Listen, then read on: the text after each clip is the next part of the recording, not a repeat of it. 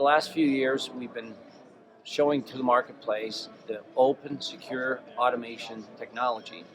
And we've been pushing the scalability of that system down to applications as small as 10 I/O, all the way up through applications that are tens of thousands of I/O with the same tool, same hardware, same platform. So today, what we're showing are a couple of important features to the open and secure aspect. We've partnered with FlowCal, which is a gold standard flow measurement and custody transfer software application.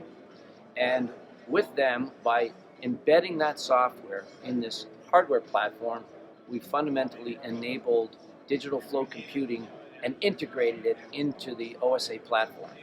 And by doing that, we also bring that software behind the cryptographic security and barriers of the Bedrock platform. So we secure flow measurement and custody transfer metering.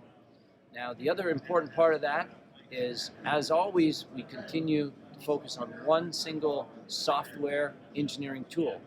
The Bedrock Integrated Development Environment now includes maintenance tool set and the configuration environment for the flow computing aspect. So once again, from a user's perspective, it's a single engineering tool, a single application tool set, and like always, those tools are free at no cost to the user.